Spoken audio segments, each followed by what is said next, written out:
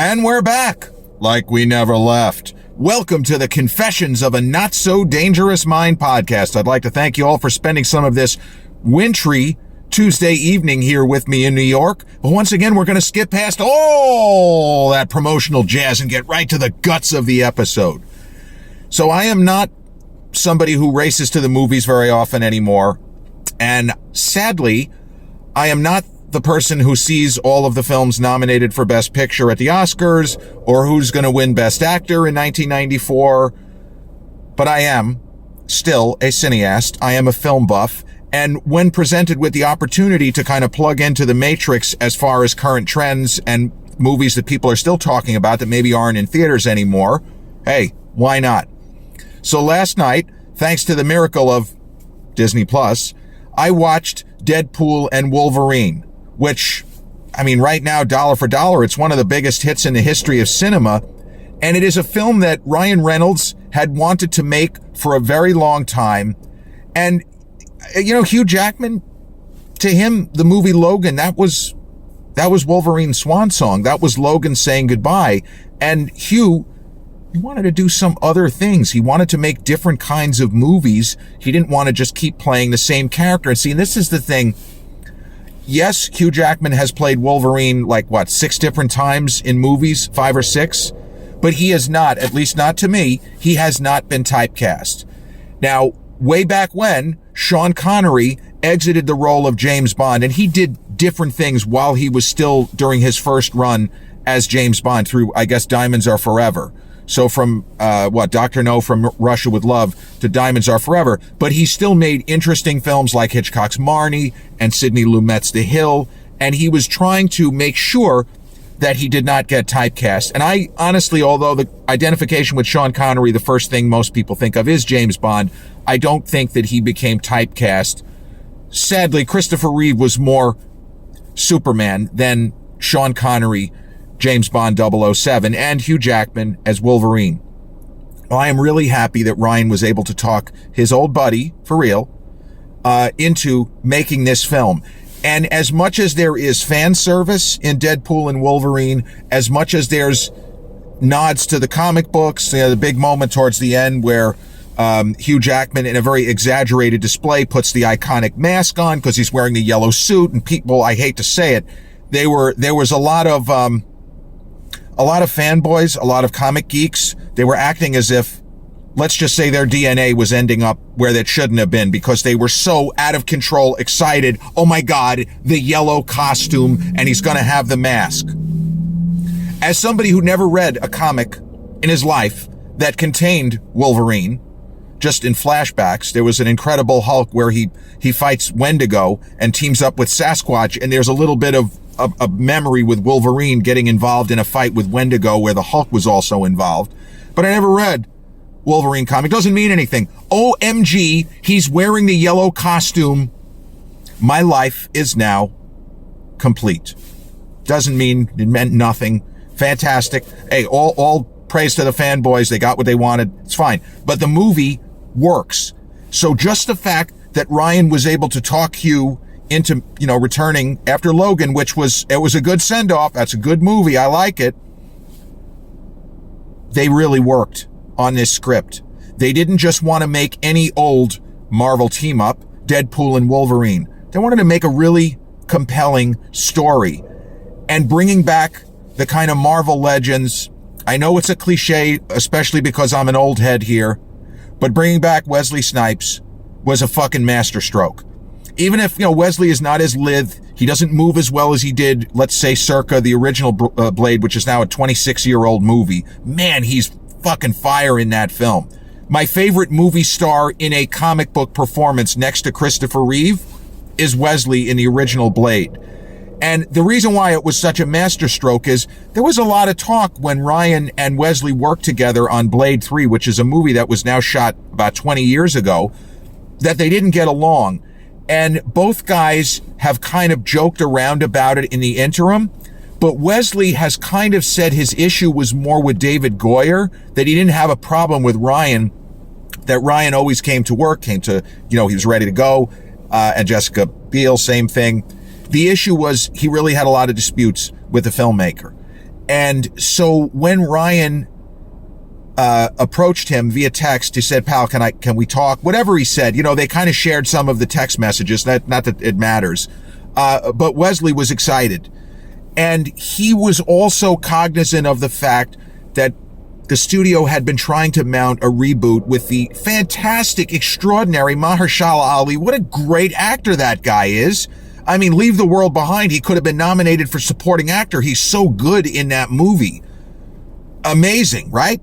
But Wesley, with an eye towards that, decided, okay, if there's a role for Blade that's more than a cameo and you want me, let's rock and roll, let's go. And I remember during the moment when Doctor Strange and the Multiverse of Madness, when it was filming, and there was a lot of talk that Tom Cruise was going to have like 5 minutes in the movie. Thank God that didn't work out, because what the character he would have played would have been bumped off by the Scarlet Witch in 3 seconds. Goodbye Ethan Hunt, or whatever character he was going to. I'm just kidding. He wasn't going to be Ethan Hunt. But there was also talk that Wesley Snipes' Blade was going to appear with the Illuminati. And that didn't happen. The Cruise thing didn't happen, and Wesley in Doctor Strange and the Multiverse of Madness also didn't happen, because there were a couple of shots in the trailer. Hey, that looks like Wesley. It wasn't. Hey, that's Tom Cruise. It wasn't. Sometimes they get it right, sometimes they get it wrong. It was great to see Jennifer Garner. I don't think the movie Elektra is any good, quite frankly, but her character in the Daredevil film, which I know a lot of people thought was trash, I like it. I'm sorry. Cockeyed casting, Michael Clark Duncan as the Kingpin. I really liked what he did there. And Colin Farrell as Bullseye. I mean, what a fucking actor. I mean, Colin Farrell, whatever he does, the guy is just a Da Vinci of film acting. He's fucking brilliant. So bringing them back, and then Channing Tatum is an absolute riot, as I guess he's supposed to be Creole or Cajun, and I couldn't understand him. And Ryan Reynolds was commenting on the fact, bro, we're missing exposition. I don't know what this guy is fucking saying. All that stuff was gold. And even with the two buddies working together, and there was probably some ad-libbing, and whether or not Hugh Jackman gets into it as much as Ryan Reynolds, but they worked on the story, and you can see that the gears were turning, and it was 5 different guys, including Ryan and the director, Sean Levy, that worked on it. But they really wanted there to be a progression within the story and within the character of Logan. This particular iteration of Logan, that's, again, a multiverse kind of situation. And Logan, as Ryan Reynolds points out, is a hero. Wolverine is a hero in his timeline, but the Logan that he pulls out of the Matrix, or out of the multiverse, if you would prefer to be more precise, is a bit of a washout, and he is a haunted individual. And I believed, watching this film, that this was not just two real-life buddies having fun. Hugh sold me on it. He sold me on this character not really being a washout so much as somebody who tries to pretend that he does not have heroic tendencies, but he does. Even if he's difficult to get along with, and he'll pull the claws out and he'll do more damage than he probably needs to do, as he points out at one moment in the film. And Ryan doesn't necessarily do anything from a acting standpoint that we haven't seen from him, but the payoffs work. And lame as it may be, I really bought the character backstory, trying to return to a normal life when, he's not allowed into the Avengers. He tries to do something else, become a car salesman, all of this stuff. And then meeting the Deadpool, the nice version of Deadpool where he doesn't have the scarring, and all of that multiversal stuff, fighting the 100 Deadpools. I bought into it all. And I was really surprisingly absorbed into the story as it unfolded. And I feel like Hugh was the main reason for that. The villain was pretty villainous, and the actress, I don't remember her name, terrific, playing Charles Xavier's presumably younger sister. I guess the ages didn't really make sense, but we kind of go with it. But that character was well written and well constructed, and there are moments where I kept thinking, okay, this is not going to be believable. Like, they're going to do narrative cheats, but they really don't. Because there's a moment where her character, no spoilers, she takes an action which is kind of in favor of Ryan and Hugh as Deadpool and Wolverine, but they make it work because there's a certain logic to this particular action. It does not feel like a narrative cheat. And that's something that's very important, because there are comic book movies where, hell, there are James Bond films where you say, well, this is ridiculous because the villain wants Bond dead.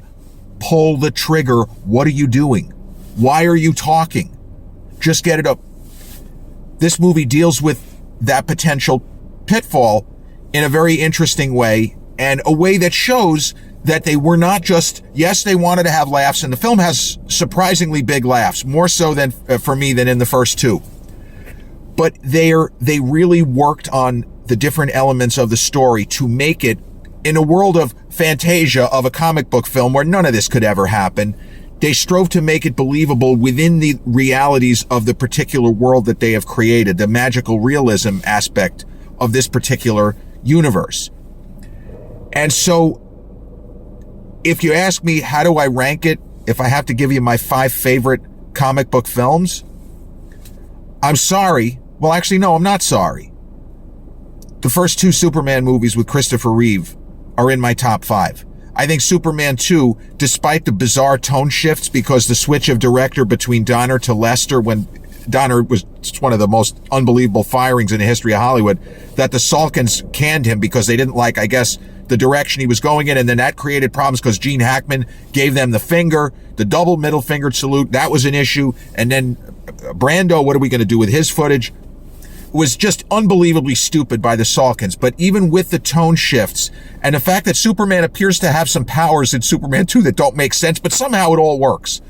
And those 2, Superman 1 and 2, they have to be they're in my top 5. I will put Wesley's standalone Blade film in my top 5, although I feel like it never quite equals that unbelievable opening action sequence. I love Avengers Endgame. Avengers Endgame has got to be in there, more so than Infinity War, because it finishes the story. And Spider-Man No Way Home. Incredible, unbelievable, a phenomenal film. That might be my number 1. Like, if I could combine what I love about Superman 1 and 2, even with this sort of dated special effects, nothing will ever take away from what Christopher Reeve does in that film, in those 2 films. It is the single greatest bit of casting, I believe, in the history of Hollywood, that they found that guy at that time when he was the perfect age, built like a brick shithouse once he started working out. And Christopher Reeve is like genetic mega superior on the order of a Rock Hudson or something. Like, you just look at him, you say, how is it even possible for the guy can even look like this? And he nailed Clark Kent. See, I love Henry Cavill. Great actor. You know, the accent. I hope he gets the James Bond gig, although it doesn't look like he's going to. He got the Superman angle, but his Clark Kent, not that it doesn't work, but you don't feel enough of a difference for it to really kind of sing as far as why people can't tell this is the same guy. Christopher Reeve as Clark Kent. It's just extraordinary film acting. You know, I want to reboot The Matrix and have Christopher Reeve get a Best Actor nomination for Superman 1978. He wouldn't have won. John Voight, I believe, won that year for Coming Home. He wouldn't have won. But it would have been nice to see him get appreciated for a comic book movie. And that was the first one of its kind. And it certainly was the forerunner in the understanding that if Hollywood did it right, big budget spectacle movies like Deadpool and Wolverine, we could make a lot of fucking money here. So yeah, you asked me for a top 5. I'm going to go Superman 1, Superman 2, Spider-Man No Way Home, Blade, and yeah, Avengers Endgame. But Deadpool and Wolverine would definitely be in my top 10. No question about it. And a deserved pick. You know, the original Iron Man is terrific. The first Captain Avengers, I think, is a little bit slept on as to just how good it is. But I understand why there are certain people that were upset that Deadpool and Wolverine went so far over the line as far as the fourth wall breaks, and Ryan Reynolds making fun of his own career and making fun of, you know, if we don't shut up, he's going to start singing tunes from The Boy from Oz. Like, I happen to really like that stuff. I like Easter eggs. I don't mind the occasional fourth wall breaks, and it's not subtle. This is not the fourth wall break that some of you may have seen on the internet. There's shorts showing how Jack Nicholson as per Stanley Kubrick's instructions, occasionally in The Shining, his eyes find the camera. It's unnerving to the audience. It's disconcerting. But the way that they did in Deadpool and Wolverine, I thought that the fourth wall breaks, they were spaced out enough. It didn't feel excessive. And all of the in-jokes to me, I thought they worked. The other thing I want to say, though, and Ryan Reynolds has joked about it, he's talked about it, I happen to be a fan of Green Lantern.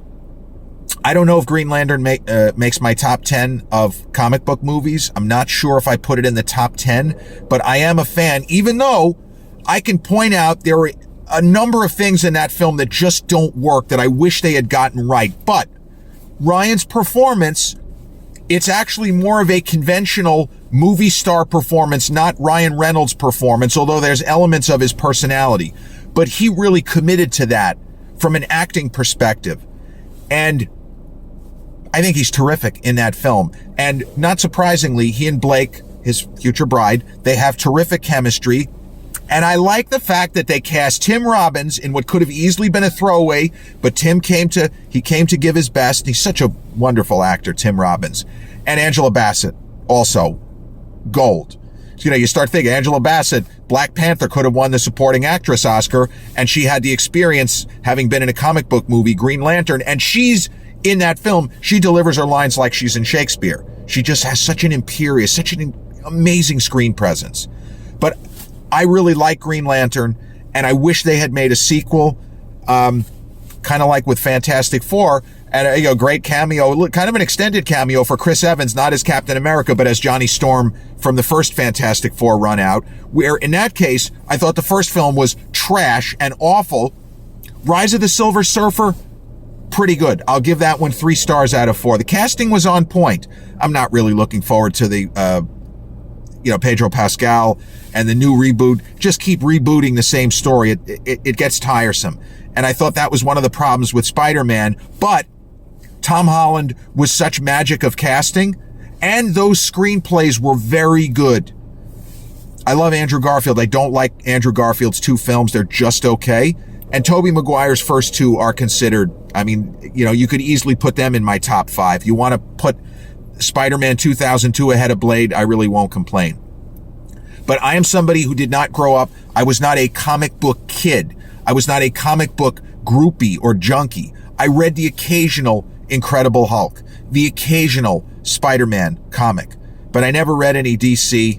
I knew who Superman was because I saw Superman the movie. My parents took me. I was 5 years old. Imagine that being one of the first movies you get to see in theaters. Wow. That's props to my parents. And I saw the original, well, not the original, I saw Grease in theaters in its first run. That was also 1978. Funny, those 2 movies came out the same year. But Deadpool and Wolverine, streaming on Disney Plus. If you have it, you don't have to pay extra for it. I highly recommend it. It's fun. The story works. The villainous characters are interesting, how they come across, because you have almost a human type of a villain, and then you have Charles Xavier, Magneto level villain. And the cameos are bigger than cameos. Chris Evans was probably on set for 2 weeks, is what I'm saying. It's there are times where it's a cameo and it's 1 day or 2 days max. But Chris worked on a number of scenes, different locations. He did not just pick up a paycheck. He didn't just phone it in. I don't even know if he got paid. And the same with Channing Tatum and Wesley Snipes and Jennifer Garner. They didn't just pick up a paycheck. It felt like they really wanted to further the characters they played in their films. And from a certain point of view, I feel like this redeems Wesley for Blade Trinity with Ryan, a movie that should have been better. The pieces were in place for it to be a better film than it was. It was very disappointing because Blade 2 is also terrific. Blade 1 and Blade 2, great comic book movies. Blade 3, disappointment. But Deadpool and Wolverine, written, directed by Sean Levy, produced by Ryan Reynolds, and starring Ryan Reynolds and Hugh Jackman and all of the other aforementioned fantastic performers in the extended cameo / supporting roles. Streaming now on Disney Plus. It made about $1.5 billion at the box office. It is absolutely worth seeing. And I had a ball. 2+ hours. It went by seemingly in half the time. This has been episode 374 of the Confessions of a Not So Dangerous Mind podcast. I'd like to thank you all for spending some of your Tuesday evening here with me in New York. You check out this episode on the YouTube channel. Haven't done so already, please click like, subscribe, comment, share, turn on those notifications. Or if you catch this episode on the audio platforms such as Podbean, Spotify, iTunes, or the others in which we're hosted, same general rule applies. Click like, subscribe, share, and turn on those notifications. I'll be back with a new episode real soon. Till then, peace.